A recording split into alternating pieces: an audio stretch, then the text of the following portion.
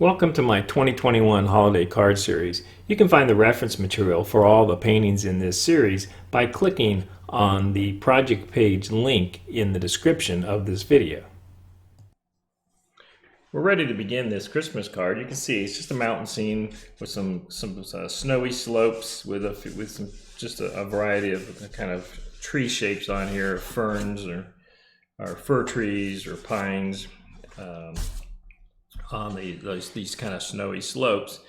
And here's the template for this. It's for a 5x7 inch greeting card stock, or you can just use it on a regular piece of watercolor paper and make a small painting out of it.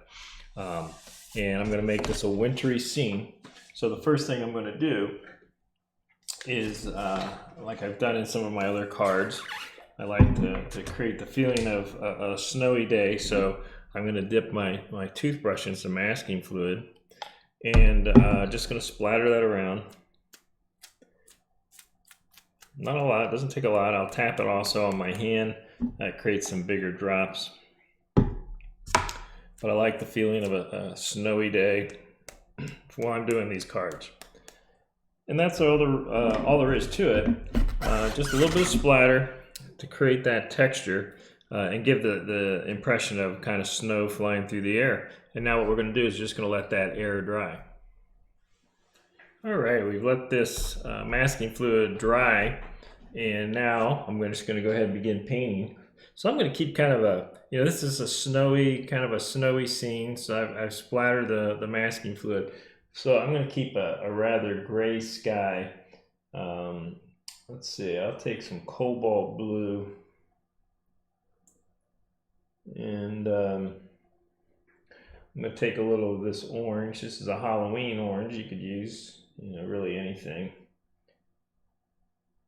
So this gives me kind of a wintry color that I can use for my sky.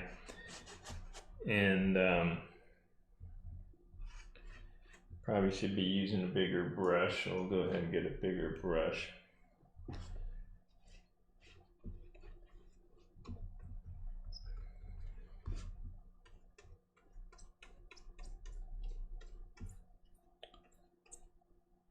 And bring this down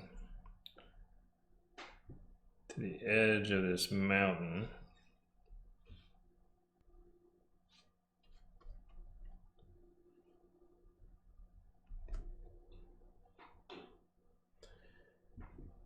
Pick up all the excess moisture.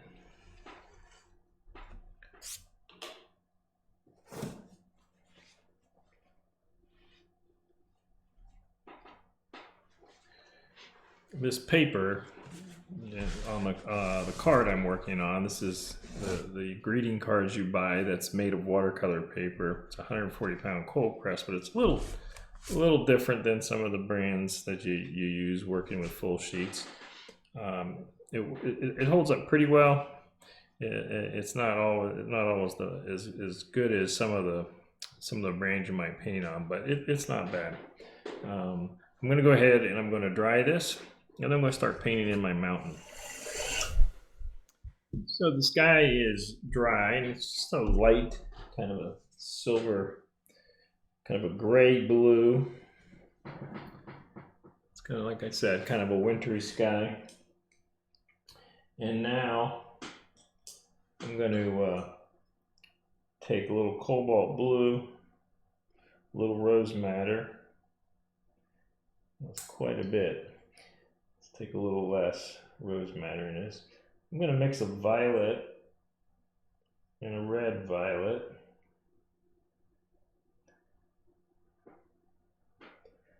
And I'm going to take just a little of this Hansa yellow to gray some violet down.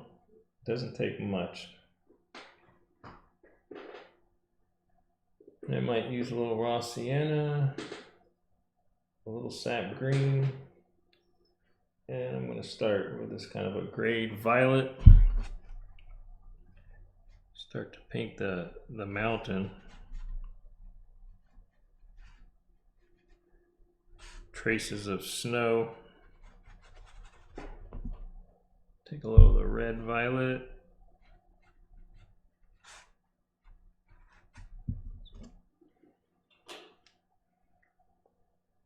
take a little of the raw sienna with a touch of green,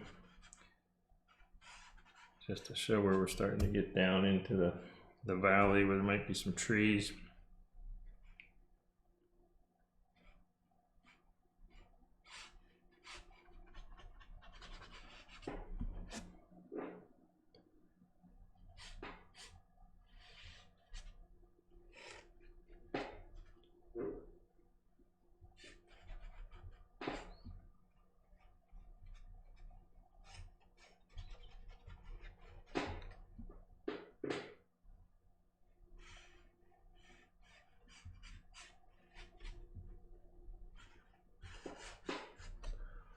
So it's probably enough. I don't need to get too fancy with it. I might just get a touch of ultramarine blue just to get a little bit darker on part of this mountain. Now let me dry this. So that's dry. And what I'm going to do is I'm going to take some of these, this violet, I'm going to add a little more cobalt blue to it. Still very light middle value. And I want to start to put some shadows on the hills here that are closer to us.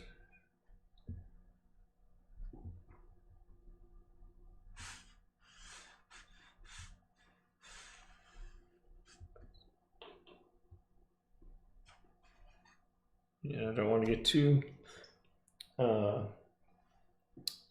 crazy with these cards, and you want them simple enough that you can do them in a relatively a reasonable amount of time.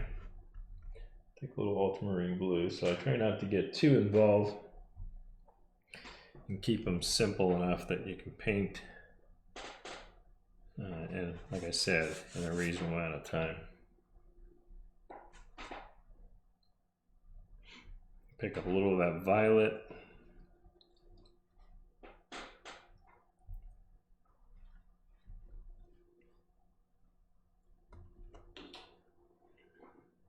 And again, I'm going to dry it, and I'm going to start to put in some trees.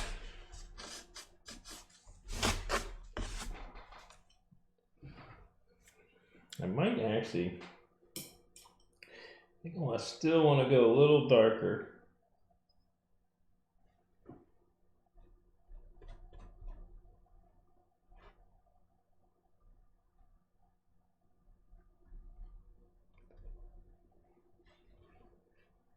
It'll help show that snow from the splatter a little bit better if I have just a little bit darker value. Now let's go ahead and dry it. So that's dry. And I'm going to take some sap green and add it to what I have on my palette already and see what I come up with. And what I want is kind of a cool blue-green for these trees that are a little farther back. So I'm adding a little ultramarine blue to that also. So sap green, ultramarine blue, and I had some cobalt and rose madder already on the palette.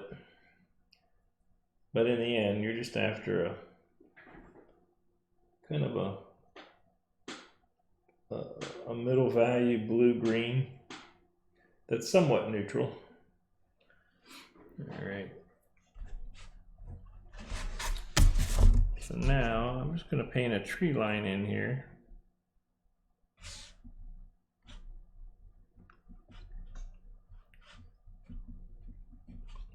It's going to be somewhat of a silhouette. We're not going to get too involved. A lot of detail.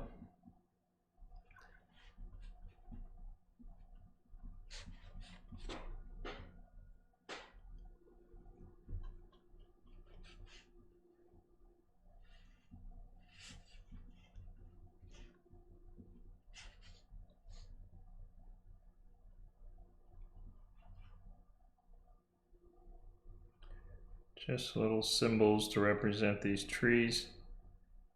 I'm going to kind of drop it here and then just give the indication that there's going down a hill, and you can just start to see the treetops of those. Hopefully that reads like that. Then I'm going to work with the same.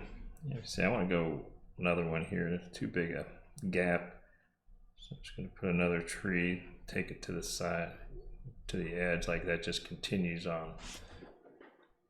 Excuse me. Now I'm going to paint these trees that are really in the same space as the ones I just painted in terms of kind of middle ground. So I'm using the same mixture.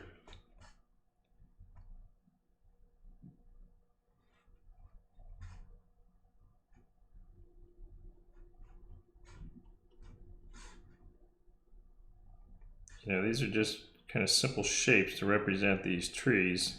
Like I said, symbols really.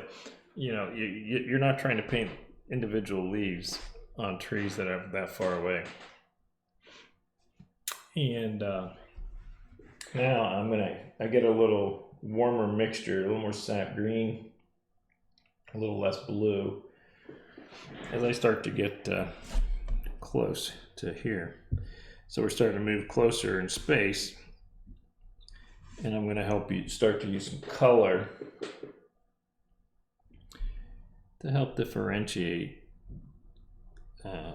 these trees from the ones that are a little farther out and are a little cooler.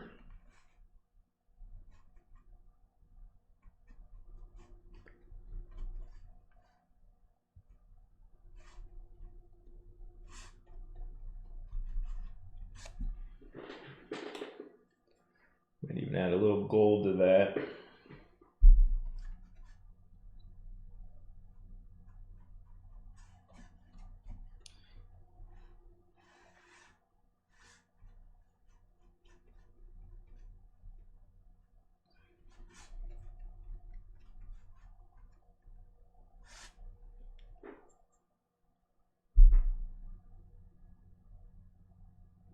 Again, we should start to see the kind of the tops of a few trees as it starts to go down the hill. It's a little wide. All right, let me dry this. All right, this is dry. So let's take off the masking fluid. I have that splatter. Just create the feeling of a little snowy day. And I'm going to carefully remove the tape. Slowly pulling this masking tape off. I've left a bit of an edge on here, and I pull away from the edge of the paper. That way, should anything tear, it won't be pulling into this and lifting off. These cards can sometimes be a little delicate.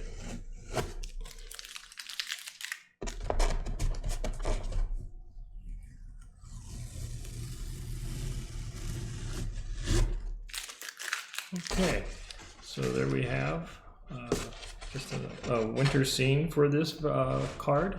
So I hope you enjoyed this one and enjoy painting it.